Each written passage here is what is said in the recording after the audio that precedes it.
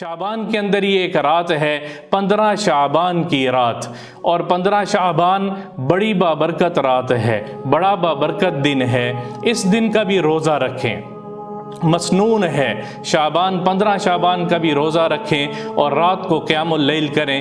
میرے نبی پاک صلی اللہ تعالی علیہ وسلم نے فرمایا کہ اس دن میرا اور آپ کا رب اپنی تمام مخلوق کے تمام گناہوں کو معاف کر دیتا ہے، دو کے علاوہ، الا لمشرکن او مشاحن، ایک جو اللہ کے ساتھ کسی کو شریک کرتا ہو اس کی معافی نہیں ہوتی، اور دوسرا جس کے دل میں کینہ، بغض، عداوت ہو، جو لوگوں سے کے بارے میں اپنے دل میں بغض رکھتا ہو، جو لوگوں کے بارے میں اپنے دل میں کینہ رکھتا ہو، اس کی بخشش نہیں ہوتی۔ باقی سب کو معاف کرنے کا میرا رب اعلان کرتا ہے۔ 15 شعبان کی رات آنے والی ہے، 15 شعبان کا دن آنے والا ہے، اور شعبان کا مہینہ چل رہا ہے۔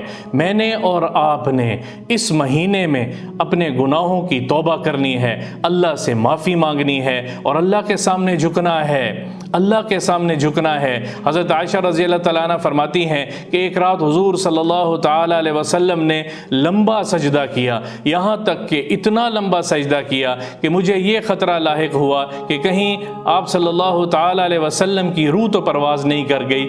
تو فرمایا میں نے آپ صلی اللہ علیہ وسلم کے پاؤں کے انگوٹھے کو ہاتھ لگایا تو اس میں حرکت پیدا ہوئی۔ تو جب آپ صلی اللہ تعالیٰ علیہ وسلم نماز سے فارغ ہوئے تو فرمایا عائشہ کیا ہوا تھا؟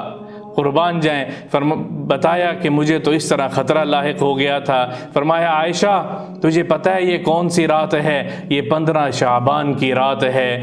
اس رات اللہ اپنی رحمت کے ساتھ آسمان دنیا پہ آ کر اعلان کرتا ہے کہ کوئی ہے جو مجھ سے مانگے میں اس کو عطا کروں۔ تمام مخلوق کی، تمام ایمان والوں کی گناہوں کو معاف کر دیا جاتا ہے، مشرک کو معاف نہیں کیا جاتا اور مشاحن کو معاف نہیں کیا جاتا۔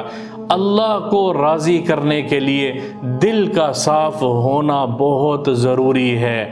اللہ کو راضی کرنے کے لیے دل کا صاف ہونا بہت ضروری ہے۔ ہم دل سے اس شعبان کے مہینے میں دل سے سب کو معاف کر دیں۔